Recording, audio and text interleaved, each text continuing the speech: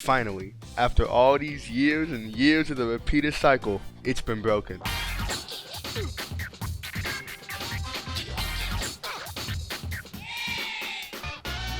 Now 2022 is nearly at its end, and it's been a great year for us Sonic fans. We got Sonic 2 doing really well in the box office and being really well received by movie and Sonic fans alike. We got Sonic Origins, a compilation of OG 2D Sonic games with some bugs and glitches, but it's still a solid compilation. We just got Sonic Prime, a really good multi-universe Sonic show, not to mention the IDW comics are still going strong.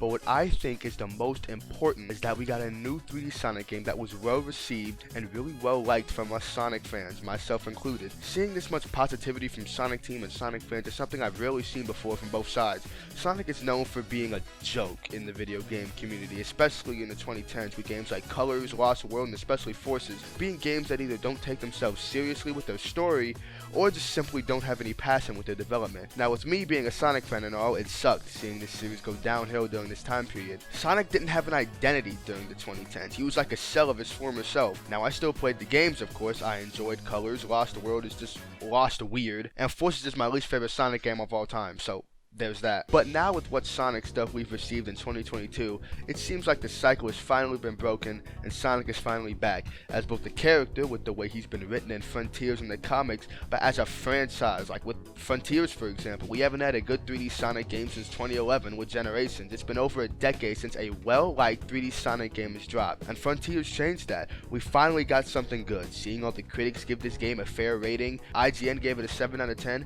and honestly, I'll gladly take it. A 7 out of 10 is like a 10 out of 10 for Sonic fans. Now, Frontiers isn't perfect. Sega clearly rushed Sonic Team to get this game out back in 2021. It wasn't ready. So thank God, and I'm thankful that Sega gave Sonic Team more time to work on Frontiers. And the product we ended up getting is pretty good. Now, they have announced a DLC roadmap with an entirely new story planned and with playable characters. Finally. We haven't had real playable characters since 06. Seeing this news is something I never would have expected. But putting the cycle and Frontiers to the side for a moment, I want to talk about how I grew up with Sonic and why I'm a Sonic fan. So strap in, we're going back in time, not to the first Thanksgiving. Sonic has been a part of my life since I was 1 year old. My dad had gotten a Wii and Sonic Unleashed. Now granted, I doubt a 1-year-old could play a video game without the help of somebody older, so I had my dad there to help me. Fast forward, I had gotten Colors. That game I could actually play by myself. I wasn't very good at it though. Now later on, I ended up getting more Sonic stuff and falling in love with the franchise even more. Now something I really remember is when my dad asked me what game I wanted from GameStop, he said he'd get me any game I wanted.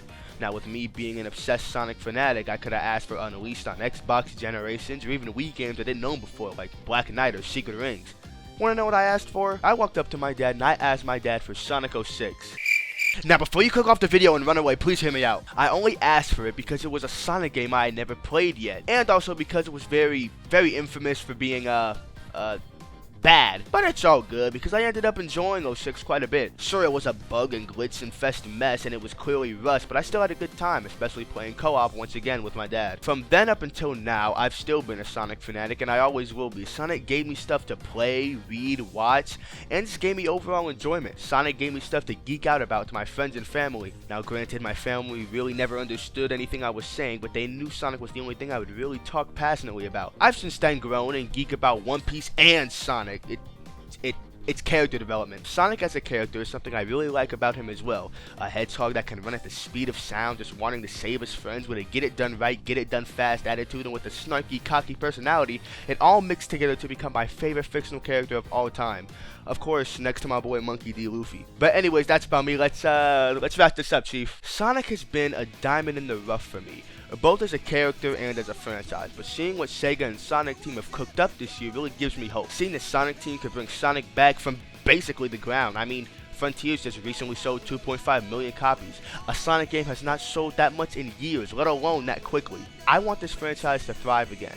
I want to see Sonic come back with another banger of a video game, 2D or 3D. I'll be waiting for whatever new Sonic stuff they've got in store for us, and I'm grateful for the community and Sega. They've truly brought my blue boy back.